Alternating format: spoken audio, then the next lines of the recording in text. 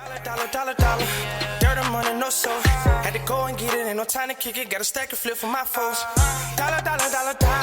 Please tell me you can hear me. Don't turn your back and don't neglect me. Just let me know if you need me. Dollar. Let me watch out for my partners. Keep my money long, get my team strong. Let me run away from my problems.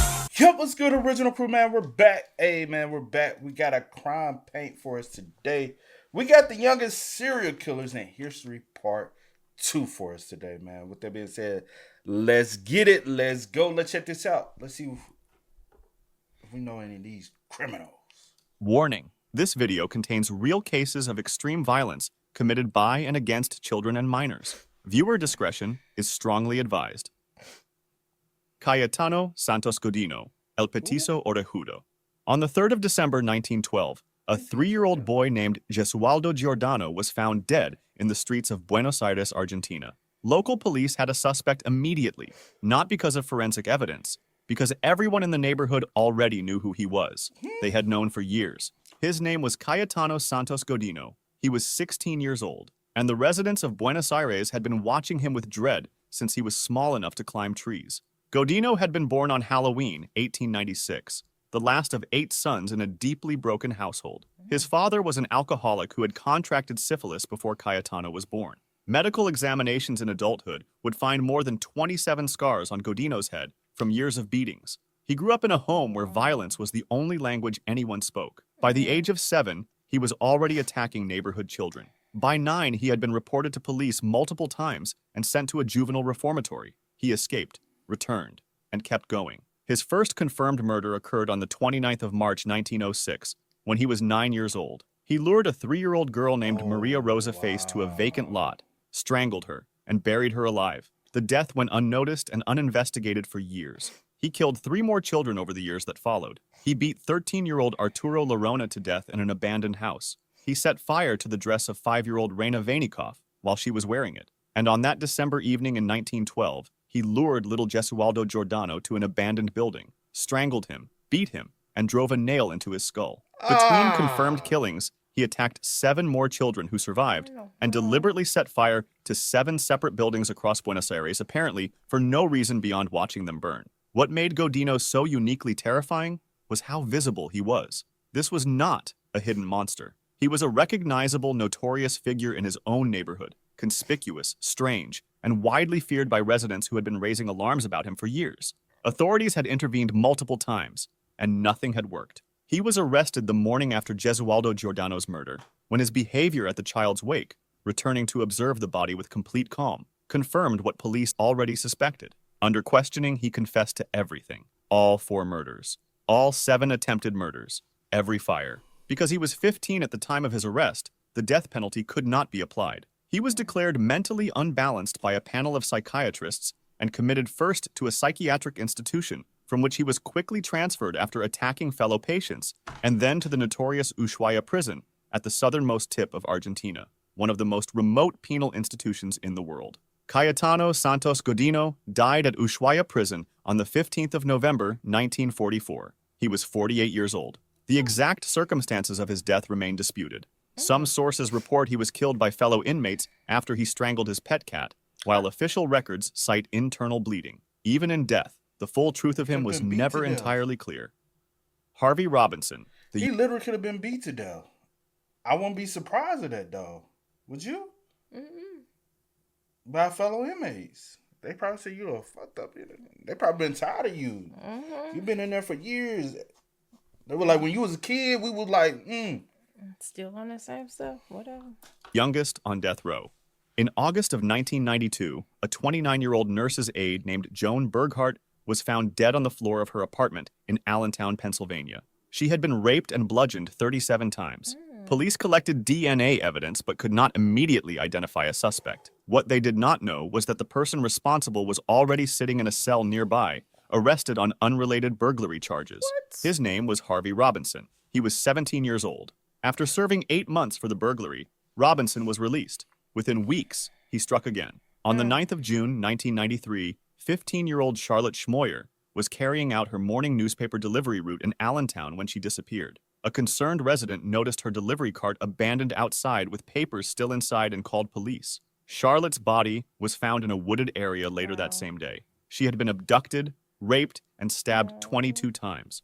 Less than 6 weeks later, Robinson broke into the home of 47-year-old grandmother Jessica Fortney. He raped her, beat her, and strangled her to death. Her body was found in her bedroom on the 14th of July, 1993. Robinson had also attacked 2 additional victims who survived, a woman named Denise Sam Calley, who was beaten and raped in her home, and a 5-year-old girl. He was finally caught on the 31st of July, 1993, when he returned to Denise Sam Calley's home, apparently intending to silence the one witness who had survived. He did not know that police, aware he might come back, had posted an officer inside. Robinson fled, but was wounded during the pursuit when he crashed through a glass storm door and was arrested hours later at a local hospital seeking treatment for his injuries. Wow. DNA evidence linked him to all 5 victims. Robinson came from a profoundly abusive background. His own father had been convicted of murder before Harvey was born, and Robinson had been arrested for the first time at the age of 9. He had been cycling through the criminal justice system his entire childhood.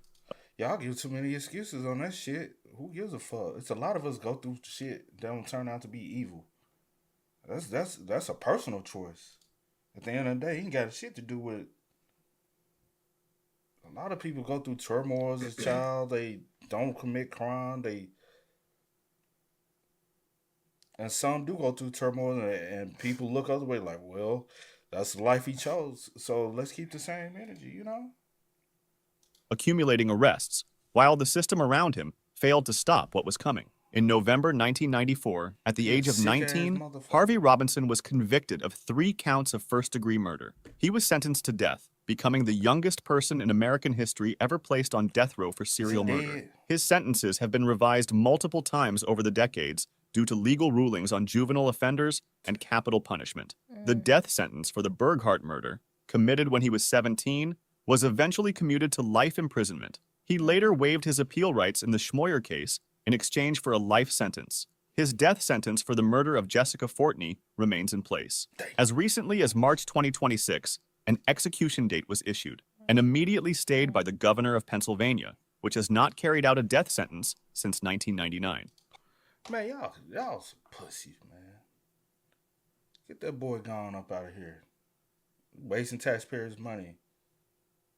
You know? Mm-hmm. You know what I'm saying? We supplying them with food, water. Hell. Old boy in Alabama, that just got executed, how long I tell you that had been?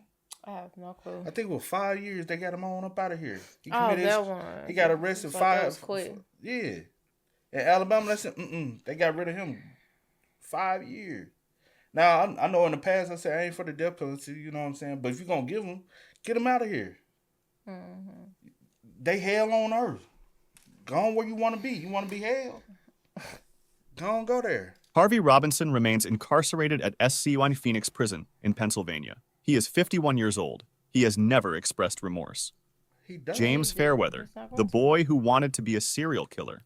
On the 29th of March 2014, a man named James Atfield was found in Castle Park in Colchester, Essex, England. He had been stabbed 102 times. Atfield was a vulnerable man, 33 years old, with a brain injury sustained after being hit by a car years earlier. He had been in the park alone at night. Police launched a major murder investigation. 3 months later, on the 17th of June 2014, a 31-year-old Saudi Arabian student named Nahid Al-Manea was walking along the Salary Brook Trail near the University of Essex on her way to class. She was stabbed 16 times. She died at the scene. Essex police issued a public warning. A killer was operating in Colchester, targeting victims at random. People were advised not to travel alone. The city was frightened. At the center of it all was a boy nobody had yet identified, a boy who had been telling people what he was going to do for years. James Fairweather was 15 years old when he killed James Atfield and Nahid Al-Manea. He was a schoolboy at Colchester Academy, awkward, socially isolated, and badly bullied for his prominent ears. He had struggled with undiagnosed dyslexia throughout his education. He had lost his grandmother in 2012 and been deeply affected by the loss. But what investigators found when they finally arrested him was not a confused, impulsive teenager acting out of pain. It was a boy who had been systematically studying serial killers, Ian Huntley, Myra Hindley, the Yorkshire Ripper, with the explicit stated goal of becoming one himself. He had photographs of serial killers on his phone. He had told people around him directly, on more than one occasion that he intended to murder people. Nobody had believed him. James Fairweather was arrested on the 27th of May 2015, not because forensic evidence had led to him, but because an officer spotted him behaving suspiciously near the same location where he had killed James Atfield. He was carrying a lock knife. Investigators believe he was in the process of hunting a third victim when he was caught. At trial, his defense argued that he had been hearing voices compelling him to kill and believed himself to be possessed by the devil. The jury rejected this. In April 2016, at Guildford Crown Court, James Fairweather was convicted of 2 counts of murder. The sentencing judge described his crimes as the acting out of violent sadistic fantasies, fueled by his obsession with serial killers, and noted that Fairweather had told police he wanted to kill at least 15 more people. He was sentenced to life imprisonment with a minimum term of 27 years. He is currently incarcerated in England. Peter Woodcock, Canada's teenage serial killer. Hey, I'm not well versed on when it comes down to the UK, but in the UK and overseas, would y'all expect him to be able to get out after the 27th? You better know that they may not. He's gonna finish. On the 16th of September 1956, 7-year-old Wayne Millett went missing from the Canadian National Exhibition grounds in Toronto. His body was found the next day. He had been strangled. Police arrested 14-year-old Ron Moffat for the murder within days, but he was innocent and would spend time in a youth detention center for a crime he did not commit, while the real killer kept riding his bicycle around the city. His name was Peter Woodcock. He was 17 years old. Woodcock had been given up for adoption by his teenage mother after only a month and cycled through a string of foster homes as an infant, unable to bond with any of the families who took him in. By age 3, he had been placed with a family who brought him to Toronto's hospital for sick children for extensive treatment, and by 12, he had been sent away to a school for emotionally disturbed children, where staff documented him acting out toward other students in disturbing sexual ways. When he hit puberty, he began using a bicycle to travel around the city, fantasizing about leading a gang while, in reality, molesting children in the Parkdale and Cabbagetown neighborhoods. His first confirmed kill came that September night in 1956,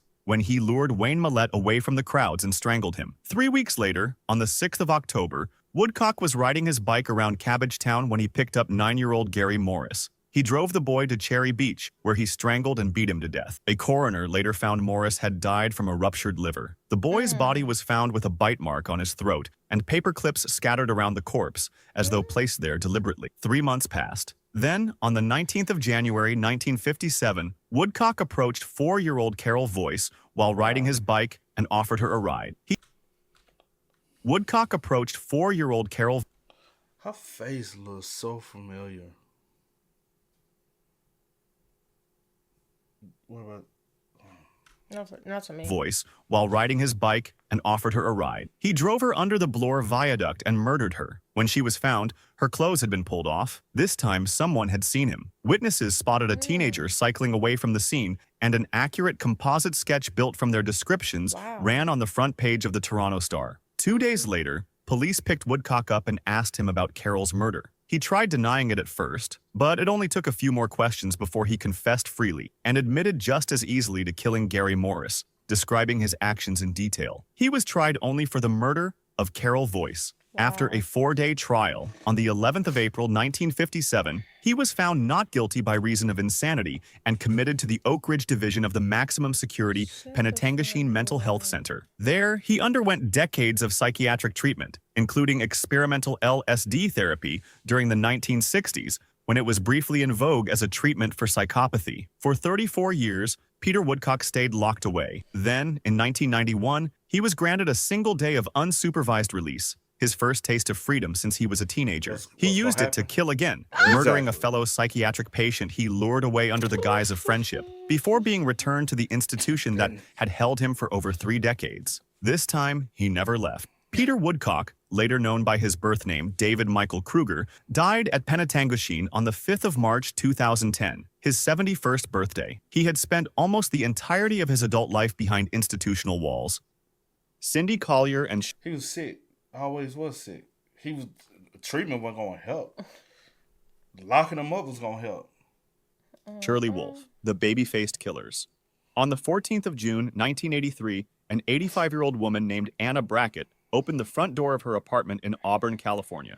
Standing outside were two teenage girls. They said that strange men had been following them and asked if they could come inside to use the telephone. Wow. Anna Brackett, a retired seamstress and great-grandmother, let them in without hesitation. She served them cold drinks. She sat with them for an hour and a half, talking about her family, her grandchildren, her life. She was warm and kind to them, the way she was to everyone. Then one of the girls walked to the kitchen, came back with a butcher knife, and handed it to the other one. Cindy Collier was 15 years old. Shirley Wolf was 14. They had known each other for exactly 1 day, having met at a foster group home in Fair Oaks, California. Both had endured extraordinarily difficult childhoods. Collier had a documented history of abuse and repeated arrests. Wolf had been removed from her family home by court order due to sustained sexual abuse by her father. By the time they met, both had been failed by virtually every institution around them. None of that explains what they did next. Collier handed the knife to Wolf and said one word: now. Wolf stabbed Anna Brackett 28 times. Brackett screamed and begged for her life throughout the entire attack. She was stabbed once more after she was already dead. The girls took her car keys and drove away. Anna Brackett's son, Carl, had been driving toward his mother's apartment that same evening. He passed two teenage girls hitchhiking on the road and gave them no thought. He found his mother's body on the living room floor when he arrived. She had opened her door to two strangers because they said they needed help. It was the last thing she ever did. Cindy and Shirley were identified within hours. Tips flooded into the Auburn police from local residents who had seen them in the area that afternoon. When investigators searched Shirley Wolf's belongings, they found her diary. She had written an entry for that day. It read, "Today, Cindy and I ran away and killed an old lady. It was lots of fun." At trial, Wolf's defense argued that she was legally insane, driven by a rage that had accumulated over a lifetime of abuse no child should have experienced. The judge listened to 3 days of psychiatric testimony. Then he described Wolf as, at 14 years old, thoroughly comfortable with her role as a cold-blooded killer, and found both girls guilty. Both were convicted of first-degree murder in July 1983 and sentenced to 8 years in a juvenile detention facility, the maximum available under California law for juveniles, with time added for poor behavior during their sentences. Cindy Collier studied law during her incarceration and was released in 1992. She went on to marry and have children. Shirley Wolf was released in the mid-1990s and has had ongoing encounters with the criminal justice system since. If you'd like to see more videos like this, make sure to subscribe and feel free to drop suggestions. Whole lot ain't. What you said? See, most of them don't learn. Sydney, I guess. I don't know. I guess she didn't learn.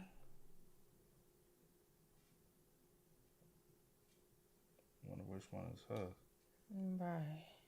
Ain't no telling. See, I been needing to know these folks' background. Is that her?